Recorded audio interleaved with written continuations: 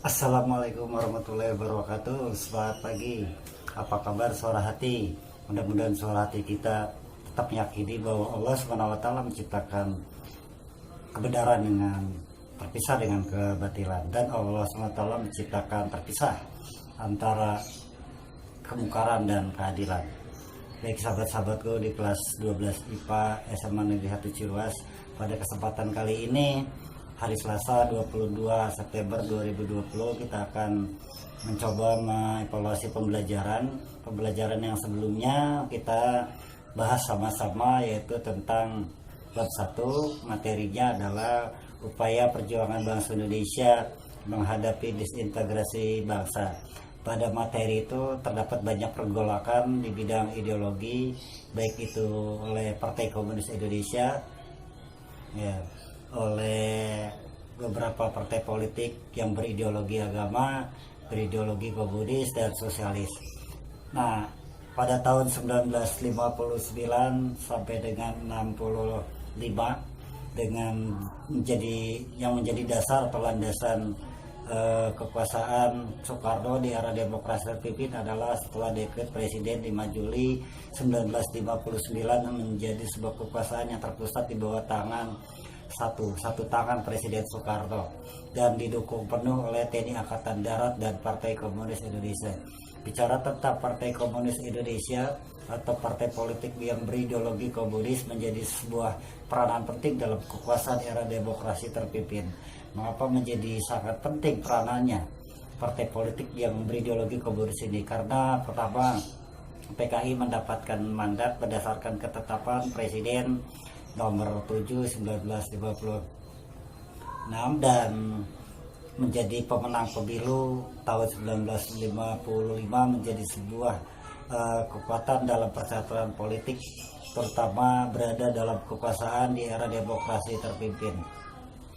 Karena partai politik berideologi komunis ini atau PKI mendapatkan tempat dalam sistem demokrasi terpimpin, sehingga banyak tokoh-tokoh radikal, tokoh-tokoh revolusional bergerakan kiri ini ditempatkan dalam kekuasaan dalam sistem politik kita. Kita ketahui sistem politik kita terbagi menjadi 3, yaitu eksekutif, legislatif, dan yudikatif. Nah, kita akan bahas tokoh-tokoh partai politik yang akan berada dalam kekuasaan di bidang legislatif. Presiden Soekarno membentuk MPRS, Majelis Permusyawaratan Rakyat Sementara, yang diisi oleh beberapa pimpinan dari tokoh-tokoh Partai Komunis Indonesia. Nah, tokoh-tokoh MPRS ini banyak melibatkan tokoh-tokoh ideologi komunis. Pertanyaannya, sebutkan tokoh-tokoh, nama-nama tokoh-tokoh yang bergerakan kiri, berideologi komunis, yang berasal dari Partai Komunis Indonesia, duduk dalam susunan MPRS, Majelis Permusyawaratan Rakyat Sementara. Jadi pertanyaannya sekali lagi, sebutkan tokoh-tokoh masuk dalam susunan pimpinan MPRS. Nah, sebelum masuk ke dalam susunan pimpinan MPRS ini, tokoh-tokoh ini harus menandatangani sebagai sebuah syarat agar masuk ke dalam legislatif. Syarat ini adalah harus menandatangani sebuah pernyataan politik atau yang disebut dengan manifesto politik yang akan kemudian dibacakan oleh Insinyur Soekarno sebagai presiden dalam pidato kenegaraan. Nah, pidato kenegaraan atau dikenal dengan Manipol, manifesto politik, yang diberi judul USDEK,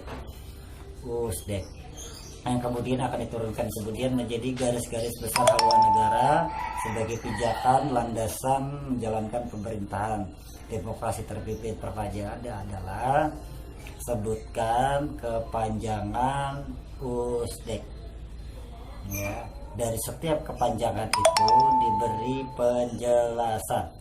Jadi sebutkan kepanjangan USDEK, USDEK, dan berikan pembahasannya, penjelasannya. Oke, soal ketiga.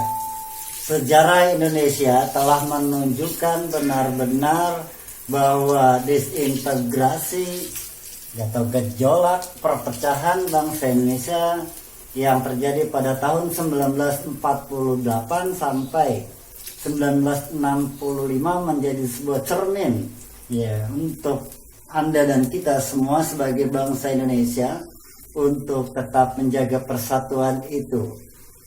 Gejolak perpecahan bangsa Indonesia baik di bidang ideologi, kepentingan dan sistem politik atau pemerintahan banyak merugikan baik secara fisik, materi, tenaga, mental dan sebagainya. Pertanyaan aja, sebutkan kerugian bangsa Indonesia yang terjadi terhadap peristiwa gejolak pada tahun 1948 sampai 65. Ya baik itu kerugian secara fisik, mental, tenaga dan sebagainya, dan berikan upaya terhadap kerugian itu untuk tidak terjadi lagi mengalami kerugian yang sama pada saat ini dan masa depan. Pertanyaan keempat, sejarah Indonesia telah menunjukkan bahwa disintegrasi bangsa Indonesia banyak sekali merugikan. Potensi disintegrasi pada masa saat ini atau pada masa pemerintahan saat ini, pemerintahan Insinyur Joko Widodo, Jokowi, bisa saja benar-benar terjadi bila kita tidak menyadari potensi disintegrasi itu. Bagaimana kita harus tetap waspada dan menyadari bahwa potensi itu benar-benar ada saat ini, dengan cara upaya selalu berusaha menyadarkan sebagai bangsa yang tidak terpisah dari bagian sistem politik kita. Nah, sebagai bangsa Indonesia, sebagai warga negara yang baik, seharusnya seyogianya kita terus memelihara persatuan dan kesatuan bangsa Indonesia. Pertanyaannya adalah, bagaimana upaya kita sebagai bangsa Indonesia menjaga dan menyadarkan diri dan menyadarkan secara kolektif untuk terus mengupayakan persatuan agar terhindar dari disintegrasi bangsa. Konflik dan pergolakan yang terjadi bangsa Indonesia pada masa lalu dan masa kini bukan saja melibatkan konflik internal, konflik yang saling berkaitan antara komponen bangsa di internal di bangsa Indonesia sendiri, juga berpotensi keterlibatan bangsa asing. Bangsa asing melibatkan dirinya ikut campur dalam sistem ideologi, sistem politik dan kepentingan terhadap bangsa ini. Pertanyaannya, sebutkan bangsa-bangsa asing yang ikut campur menjadi potensi desintegrasi yang terjadi pada tahun 1948 sampai tahun 1965.